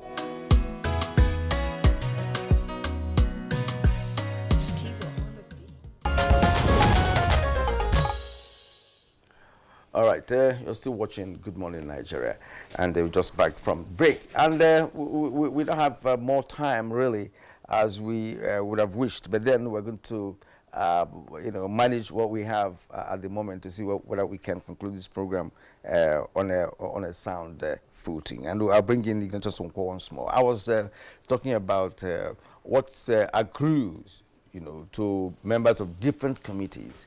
And why is that this interest in what we know they call juicy committees and all of that? Why is just because that's another politicking we're going to experience now at the National Assembly. Having, of course, explained the fact that it's very important. In fact, the committees should be the heart of the National Assembly, the nucleus of the National Assembly. And therefore, you don't take it kindly, when mistakes are made, trying to constitute committees that will run the affairs of the National Assembly. What is agreeable to those who are in committees, and why are some committees considered as the juicy ones? Well, Kieran, I was just a reporter covering the National Assembly. I was not part of them, but I do know that they do have a sitting allowance for any of the committee works they carried out, and that is basic. Apart from their major salary, But then, the issue of categorization of committees, naturally, like what Jido Joe did say earlier, in the animal kingdom, all animals are equal, but some are more equal than others. Even the presiding officers of the National Assembly, they are all equal. These are equal. These are, like they will put it, ceteris paribus, the first among equals. Why do people reject committees? No, yes, now I'm coming. Now you see, all things being equal, yes. I'm talking about primus inter pares. Exactly, primus inter pares. Yes, the best among, the highest among equals. Now, what I'm trying to say is that, this committee issue, the issue of committee, it's been a long-aged deliberation, stories of some committees are more juicy than others. I will tell you, with my stay in the National Assembly, there are some committees that are newsmakers anytime, any day. Even for the members covering it, for the journalists coming to report for it, even for you who wants to read about stories coming from the National Assembly. When you read a story coming from the NNPC and you see a story coming from one or two agencies that it's not as if they're not important, they're important, but first of all, your interest must go to that of NNPC first. And so the committee chairman of such committees, they are newsmakers anytime, any day. When there are 3 or 4, 5 committee meetings in the National Assembly, and for instance, you have FCT, you have NNPC is sitting, you have maybe one other agency is sitting somewhere, you know. In fact, half of the Senate Press Corps or the House of Representatives Press Corps will have to move into that committee that is hosting the group managing director then of NNPC. Or when a Senate Committee on Banking and Currency is sitting, and then the central bank governor is in the National Assembly in that committee. I want to tell you that any other committee that is sitting that day might have less journalists or reporters to cover them. So when they talk of this juicy, you know, in quotes, you know, they begin to feel that the bigger the committee you cover, the more the derivatives, the more you know, things like this. But I will tell you that every committee is very significant. Every committee is very critical. Ignatius, thank you. I'm tempted to ask you this question, but I'll also ask the other guests if I do have the opportunity. I know Kirian already warned that we're getting pressed for time. As part of the agenda setting, I know that somebody would say, oh, what are the items on the agenda that you need to deal with? But I'm happy that we've talked about the preparatory steps, what needs to be done, X, Y, Z. There have been concerns about the quality of legislative aids. Because no matter how brilliant, no matter how energetic a lawmaker is, say at the National Assembly, you still need support staff, and more so even for the presiding officers and principal officers. There have been complaints. What, in your opinion, should the lawmakers be looking out for in tapping those persons to assist them as legislative aids? Research, drafting of papers, and so on and so forth. Yes. Yes. Kingsley, you see the same problem that the presiding officers have while making choices of chairman of committees. It's the same problem some of these elected members have. Some of them, a position as critical as legislative aids, you see them dishing it out to party members, party faithfuls who feel they supported them during the election, to family members, friends and cronies. And in the end of the day, it reflects on the quality of legislative documents that come from the office of that member. It's not supposed to be like that. Now, for instance, you find out in 2018, some of the bills that the president returned were as a result of poor drafting. Even the Electoral Act, this is the 5th time it was returned. When it was 2018, what happened? There were drafting issues. And then that's why we have an agency that is supposed to make sure that anything drafting in the National Assembly is done with efficiency, like the National Institute for Legislative and Democratic Studies. But sometimes you find out that they don't even have recourse to them. They'll just hire somebody and, you know, they'll just hire somebody, and at the end of the day, they will give somebody who might not even have drafted bill for the first time, ask him to draft bill. And it's very unfortunate, because that drafting of bill is at the heart of legislative process. You find out any bill in any parliament world over is not supposed to take more than 6 months, the gestation period. But here in the National Assembly, I've seen bill that will come up, and 3 years they've not passed that bill. Public hearings, they've conducted public hearings. What is happening after public hearing? A bill, what's stopped from a bill? The next thing the committee should present the report. But we find out why? Because there are issues.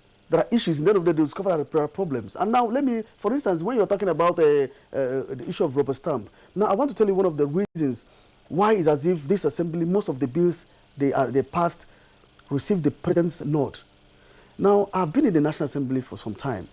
Most times, you see, a bill will come up, critical bills.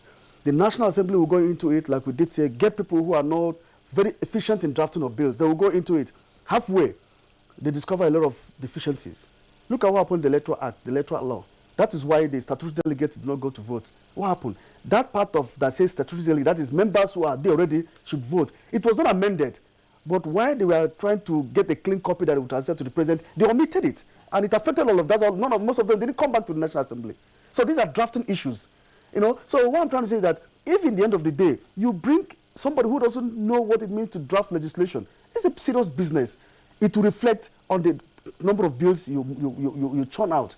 And then, like I did say, one of the major reasons why I see that many bills were passed and assented to in this assembly was that most of the bills, critical bills that were assented to, once the idea to pass that bill comes, there's this committee that will meet with the executive committee. They will sit and dissect the bill. They will discuss it. If it has a conflict with the existing law, which is the major thing when you're drafting a bill, they will dissect it. They will discover and say, drop this. This is in conflict with this agency. This agency is already playing this role, this and that. In the end of the day, they will amend it. And when they put it, once it gets to the desk of the president signs it. Right. Thank you. We'll stop you there. That's if you like, beautiful explanation. And I'd like Professor Tanku Yaya Baba to come in here. Quality of legislation. Quality of personnel being hired by elected Nigerians. What's to say? Legislative bureaucracy and legislative staff is an important component. An important component of a legislative process. You cannot. The legislature is just one key person in the legislature, and he needs a combination of other resources to become effective and efficient in discharge of his duties.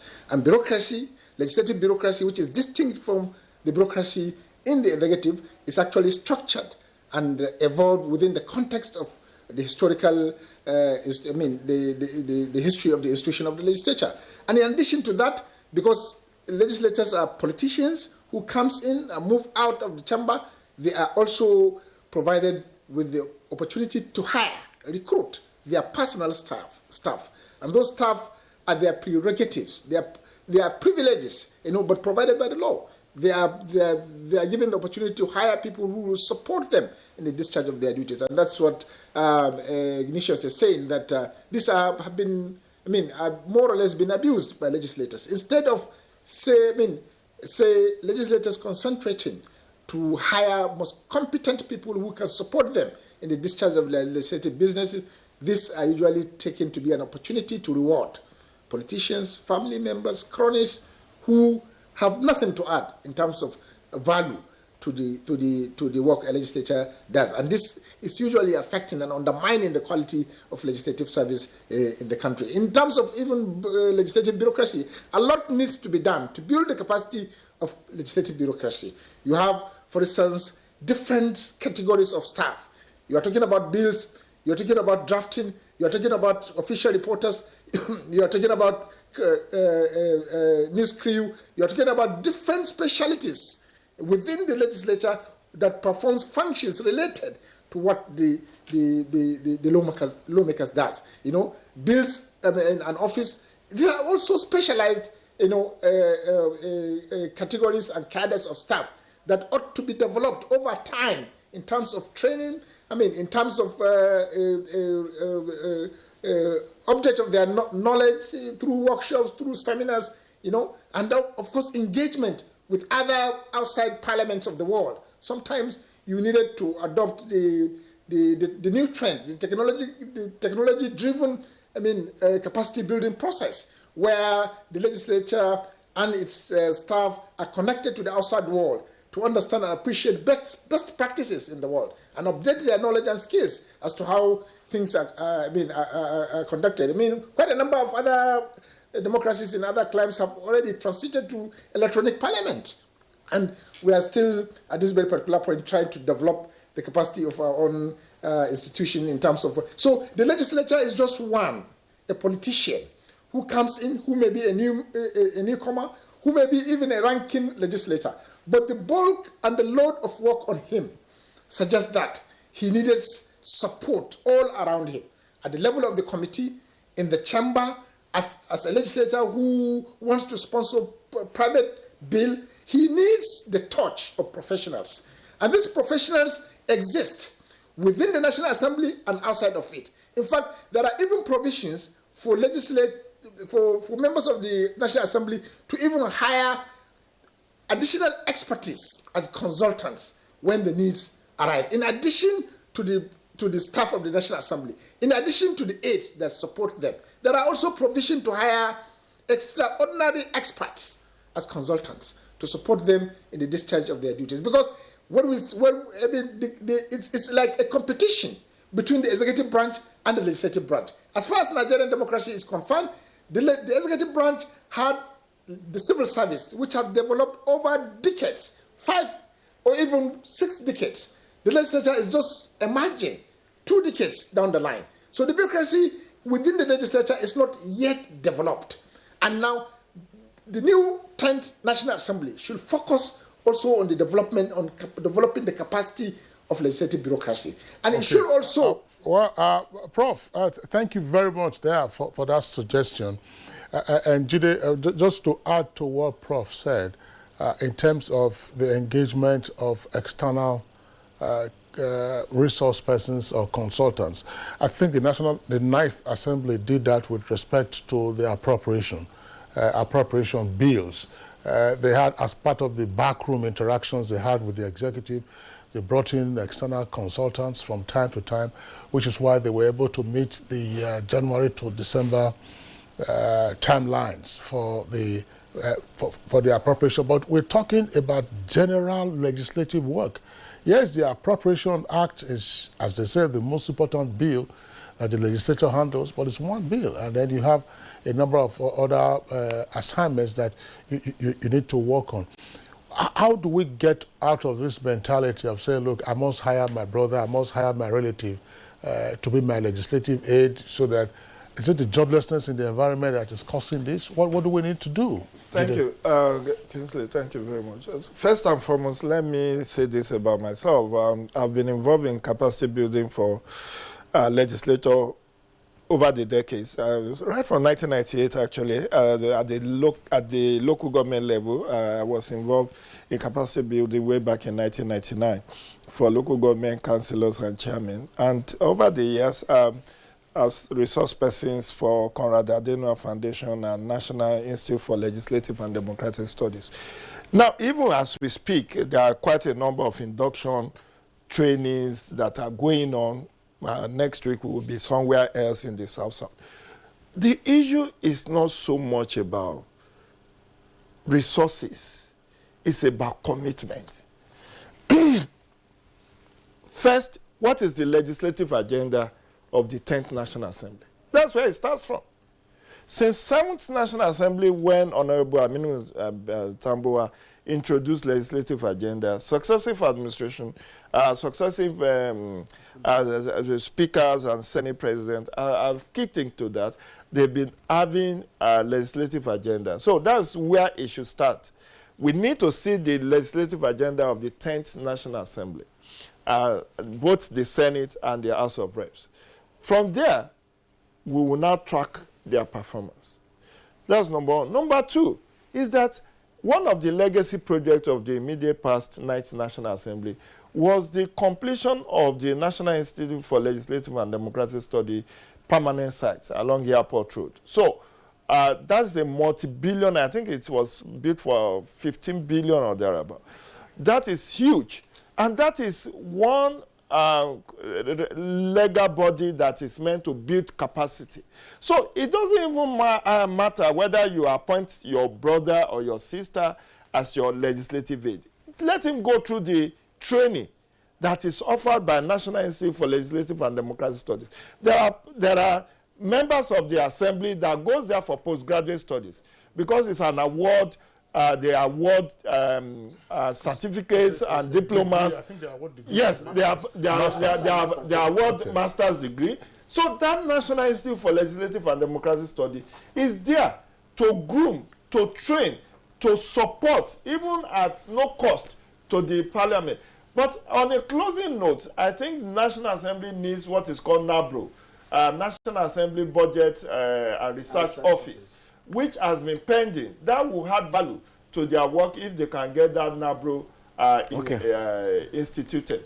All right, Judo, thank you so much. Well, it's been good analysis this morning on the agenda for the 10th National Assembly.